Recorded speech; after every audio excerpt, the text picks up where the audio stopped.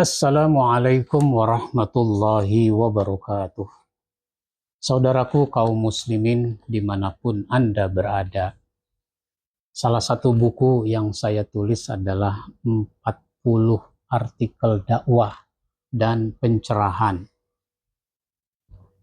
Berarti isinya ada 40 artikel yang sangat penting untuk dibaca dan sengaja saya kumpulkan tulisan-tulisan saya ke dalam satu buku ini agar tulisan itu tidak hilang, tidak tercecer, dan terabadikan lewat buku ini.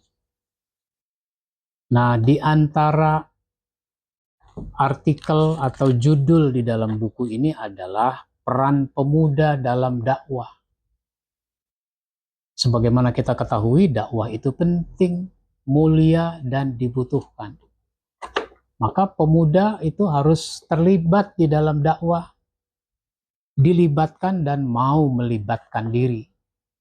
Makanya Rasulullah Shallallahu Alaihi Wasallam, sahabat-sahabatnya banyak yang muda-muda dilibatkan di dalam dakwah. Bahkan ada yang jauh lebih muda. Ali bin Abi Thalib masih muda, Mus'ab bin Umair, Sa'ad bin Abi Waqqas, Salman Al-Farisi, dan sebagainya. Itu adalah sahabat-sahabat yang masih sangat muda. Semua dilibatkan di dalam dakwah dan perjuangan.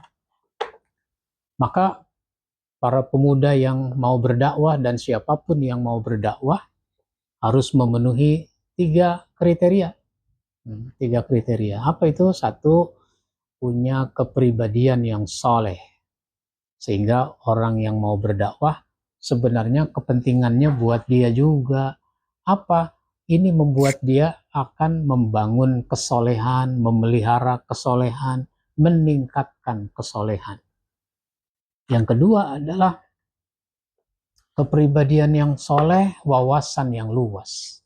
Wawasannya harus luas, sehingga diperbanyak terus ilmu tentang Islam, ilmu yang mendukung penjelasan tentang ajaran Islam. Nah, yang ketiga adalah punya kemampuan berdakwah. Dakwah dengan lisan, dia punya kemampuan bicara yang baik. Maka dulu Rasulullah mengutus seorang sahabat namanya Mus'ab bin Umair untuk berdakwah ke Yasrib yang dikenal dengan Madinah. Kenapa Nabi utus Mus'ab bin Umair? Karena dia pandai bicara untuk menjelaskan ajaran Islam. Itu namanya kemampuan berdakwah. Dakwah dengan tulisan, dakwah dengan berbagai macam cara, itu semua memerlukan keahlian, memerlukan keterampilan. Lalu bagaimana peran yang harus dimainkan oleh para pemuda dalam konteks dakwah? Yang pertama, dia harus mempelajari ajaran Islam secara luas dan teliti, lalu menyebarluaskan pesan-pesan dakwah kepada masyarakat. Apalagi kalau dia bisa datang ke berbagai daerah yang dengan keluangan waktu fisik yang masih segar, masih sehat. Ini bagus dakwah dikembangkan di berbagai wilayah di negeri ini.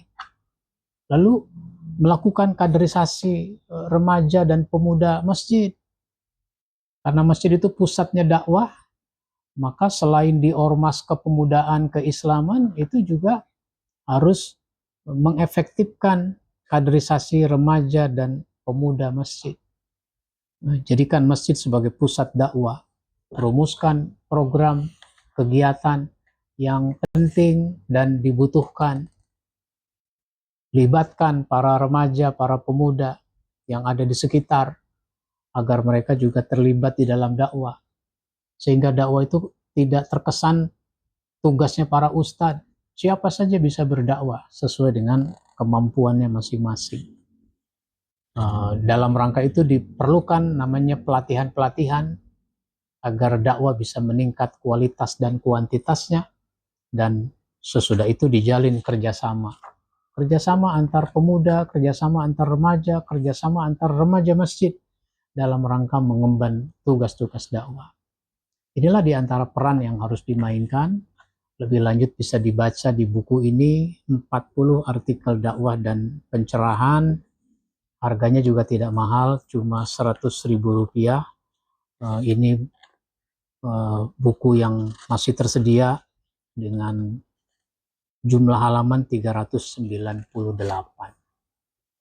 Demikian dari saya. Wassalamualaikum warahmatullahi wabarakatuh.